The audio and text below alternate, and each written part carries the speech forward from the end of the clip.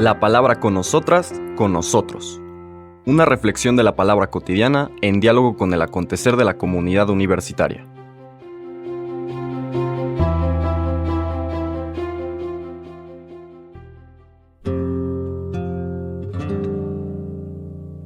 Hola, buenos días. Bienvenidas, bienvenidos a la palabra con nosotras, con nosotros.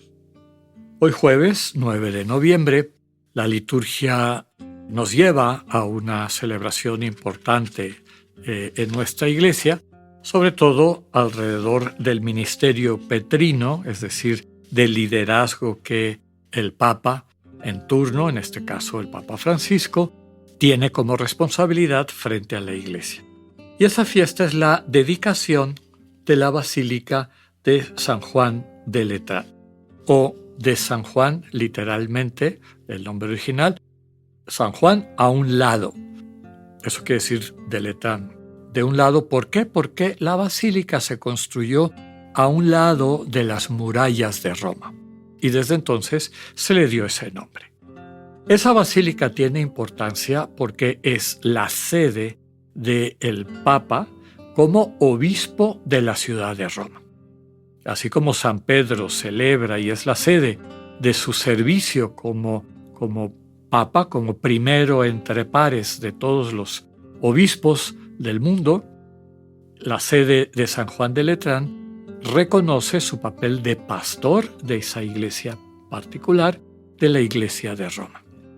Por eso la lectura de hoy nos va a poner un paréntesis en nuestro caminar por el Evangelio de Lucas para presentarnos un texto tomado del Evangelio de San Juan, capítulo 2, versículos del 13 al 22.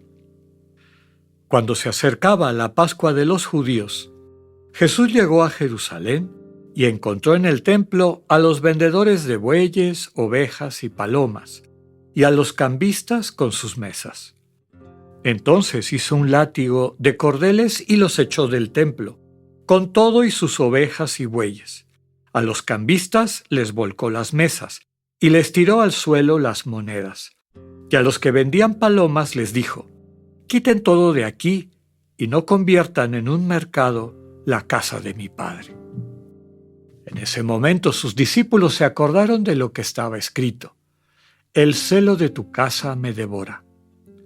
Después intervinieron los judíos para preguntarle: «¿Qué señal nos das de que tienes autoridad para actuar así?». Jesús les respondió: «Destruyan este templo y en 3 días lo reconstruiré». Replicaron los judíos: 46 años se ha llevado la construcción del templo y tú lo vas a levantar en 3 días. Pero él hablaba del templo de su cuerpo.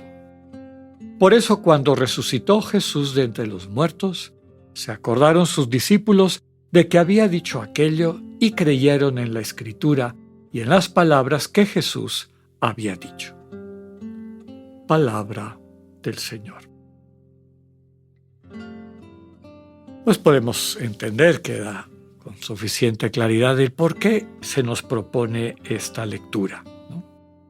El templo, ya comentamos en repetidas ocasiones, en el imaginario, en el actuar, en el vivir la experiencia religiosa del pueblo de Israel, era el lugar del encuentro con Dios. A ese lugar iban todos los judíos, inclusive de la diáspora, cuando menos una vez al año o una vez en la vida, dependiendo de sus recursos, para celebrar en particular la fiesta más grande, que era la Pascua, en donde recordaban la liberación que Dios les había hecho de la esclavitud en Egipto, agradecer eso y asumirse en su papel de pueblo de la alianza, ¿no? Del pueblo que tiene un pacto con Dios, de una vida con Dios.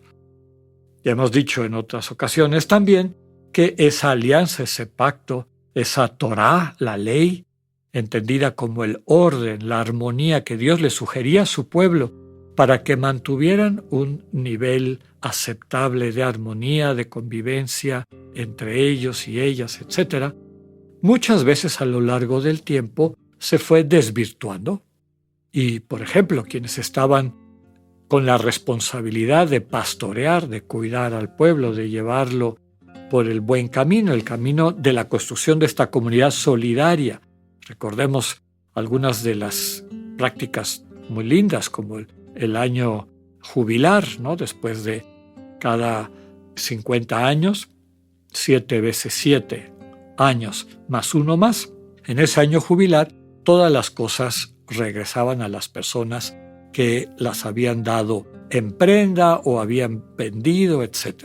Todo esto para asegurar que se mantuviera una comunidad de hermanos y de hermanas donde no hubiera desniveles, donde todos se sintieran en solidaridad. Pues bien, quienes estaban encargados de llevar adelante este proyecto de Dios, mantener esta vida de armonía, pues empezaron a darle la espalda a el proyecto de Dios y a convertir la religión en una justificación de sus privilegios y de su falta de empatía, de solidaridad con la gente más necesitada de su pueblo. Estamos hablando de las autoridades civiles y religiosas de Israel. Cuando llegamos al momento de la vida del Señor Jesús, pues ya esto había avanzado a un nivel que era casi insostenible. En el caso de que, como dice el texto, y muy probablemente fue uno de los dichos del Señor, que habían convertido ese lugar de encuentro con Dios en un mercado. En otros evangelios, en los sinópticos, es todavía más duro. Han convertido la casa de mi padre en una cueva de ladrones, ¿no? Es una llamada de atención, desde luego, a esas autoridades, pero yo creo que a todas y a todos los creyentes que podemos convertir la religión en un mercado. Y estoy hablando no solamente de las personas que a lo mejor medran, es decir, sacan beneficio económico, material, de un puesto religioso, o como le queramos llamar, un cargo en esa, digamos, en la vida religiosa de las personas, sino inclusive cuando, sin tener nosotros ningún cargo, tenemos una relación con Dios que es más comercial, podríamos decir, que lo que se esperaría de un hijo, de una hija que acude a su padre, ¿no? ¿Cuántas veces nuestra relación con Dios es de toma y daca? Mira, te pido esto y te prometo tal cosa. O te la pago por adelantado, pero espero que tú me cumplas, ¿no? O también se oye, bueno, cuando me la cumplas, te pago. Finalmente estamos convirtiendo el lugar del encuentro con Dios, es decir, nuestra relación con Dios, de un espacio de intimidad y cercanía en un mercado. Llama la atención también, ayer comentábamos, cómo cada evangelista va construyendo la vida del Señor Jesús con datos que le vienen de quienes se acordaron de la vida del Señor, pero que a lo mejor la secuencia cronológica de esos dichos y hechos del Señor Jesús pues no era tan clara. Un ejemplo es este.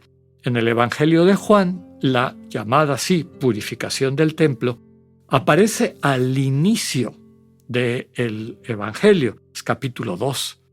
En los sinópticos, Mateo, Marcos y Lucas, es al final, es 1 o 2 días antes de la pasión, muerte y resurrección del Señor, cuando, después de su entrada triunfal a Jerusalén, hace esta purificación del templo. Es muy probable que la versión de los sinópticos, es decir, unos días antes de la muerte del Señor, se haya llevado a cabo esta acción simbólica que, por otro lado, tal vez desató o llevó a las autoridades religiosas y probablemente civiles también, al procurador romano Poncio Pilato, a decidir eliminar a Jesús. Pero volviendo al tema, efectivamente la invitación es a que purifiquemos el templo. Así como el Señor en el misterio de la Pascua y Resurrección nos habla de la reconstrucción de su templo, que es su cuerpo, en 3 días, pues sabemos que es parte de nuestra doctrina y nuestra manera de entendernos, y en particular desde la propia teología de San Pablo, que todos y todas formamos parte del cuerpo vivo de Jesús, del cuerpo místico del Señor.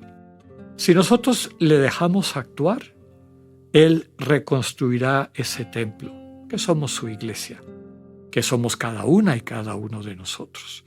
Aquí la clave es reconocerle su lugar y dejarle actuar con libertad en nuestro corazón. Que sepamos permitirle al Señor tener esta experiencia de transformación, de liberación, para que así podamos vivir nuestra vida a plenitud. Que tengan un buen día, Dios con ustedes.